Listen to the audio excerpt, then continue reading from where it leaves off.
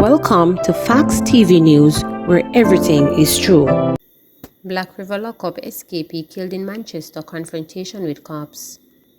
One of 8 inmates who escaped during a jailbreak on June 19 at the Black River police station lockup in St. Elizabeth was fatally shot during a confrontation with the police in Downs, Manchester on Saturday morning.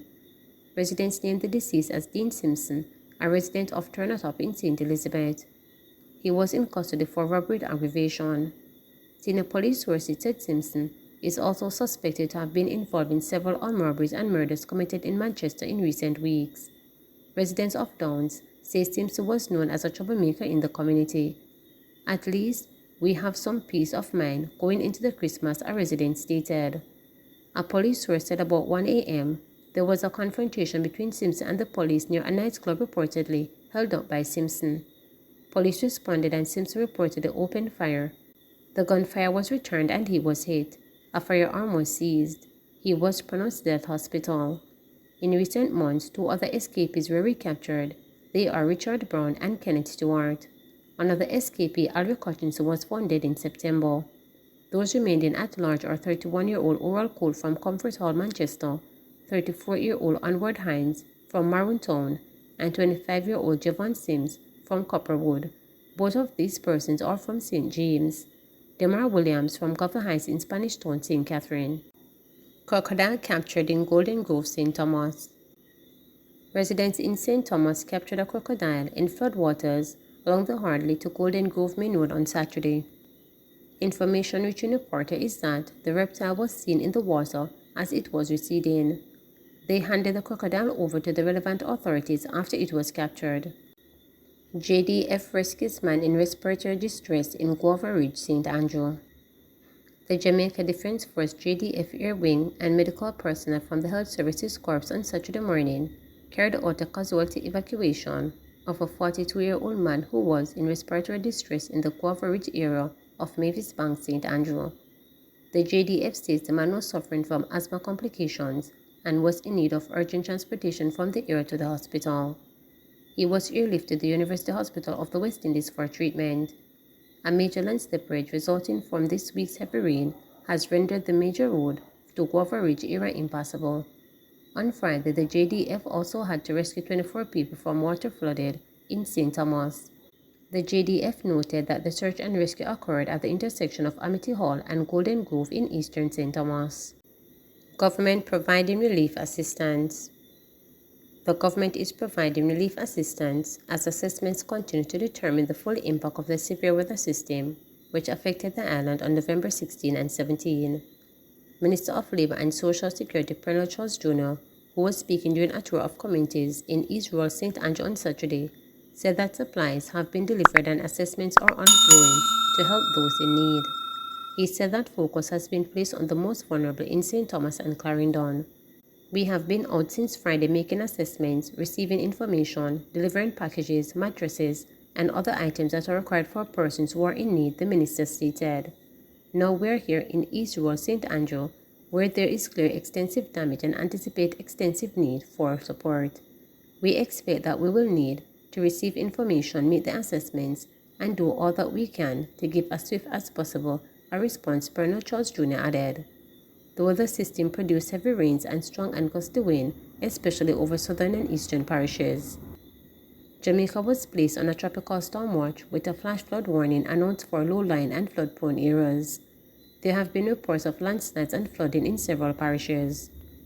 Minister of Local Government and Community Development Desmond McKenzie, who was also on the tour, said East Rural St. Andrew is one of the most affected areas in the corporate area and across the island.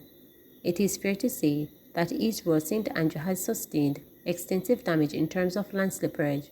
A house was lost and other dislocations took place across the constituency, he noted.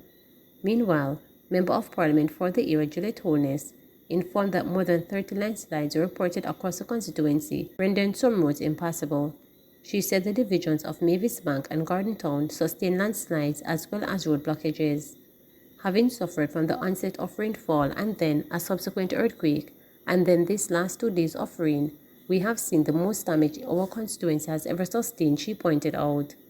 We are very appreciative of the response from the government the people of East Royal St. Andrew are looking forward to being possibly declared somewhat a disaster zone based on our situation, and for a very quick response from all the agencies involved so that their lives can return to normalcy, wholeness shared.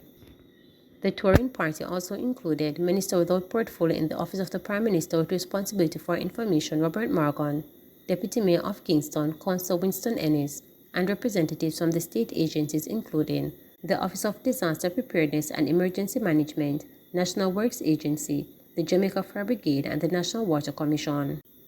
JPS says its team continue restoration work. The Jamaica Public Service says its teams are continuing effort to restore supply to customers affected by power outages caused by the recent heavy rains. Some customers lost supply as the electricity grid was negatively impacted by landslides, trees falling on lines, and dislocation pulled. While several communities across the island have been affected, the majority of customers currently without electricity are in the parishes of Kingston and St. Andrew and St. Catherine, JPS said in a statement on Saturday. JPS said it is projecting that most of the customers will have their services restored very soon.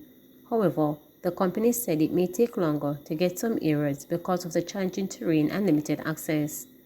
Several communities, particularly in rural St. Andrew, have been affected by widespread landslides, which are restricting access and slowing down restoration efforts. JPS is reminding members of the public to stay away from fallen poles and broken power lines and to take every precaution to keep themselves and family members safe. Outage reports can be made via the JPS mobile app or by calling 888-225-5577. Voss vows to follow up on leaking airport roof as video goes viral. Minister of Science, Energy, Telecommunications and Transport Darrell Valls has responded to a video circulating on social media showing a leaking roof at the Norman Manley International Airport in Kingston. The footage, now viral on several social media platforms, shows several buckets marked with the NMIA initials shattered across the floor of the airport. Social media users have since called on the minister to prioritize the port of entry as the current condition does not reflect well on Jamaica. "This is embarrassing. This is the gateway to the capital," one user commented. "I hate to agree with you, but this is not a good look at all. We need for it to be better," another posted on Twitter. Replying to the video on Twitter, Voss labeled the leaking roof situation as unacceptable and vowed to follow up on the issue. "Thanks, Chris. I will follow your advice. Unacceptable," the minister posted.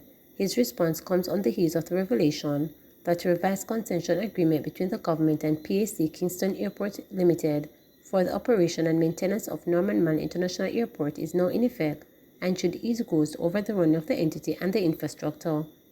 Voss disclosed that the revised concession agreement was taken to the Cabinet and approved and has allowed PACAL to continue on the performance clause and also the short-term remedies for the airport, which is the second largest in Jamaica. During that interview, Voss said he expects that by year-end into early 2024, all improvements regarding the airport will be made. The situation at the airport is much improved in terms of the air conditioning and the bathroom facilities. They are improved, but still a work in progress, not fully completed as yet. There is still work to be done, he stated at the time. "I am expecting that by the end of the year into early next year, all of the improvements will be made in terms of the issues that have been at the forefront of the complaints."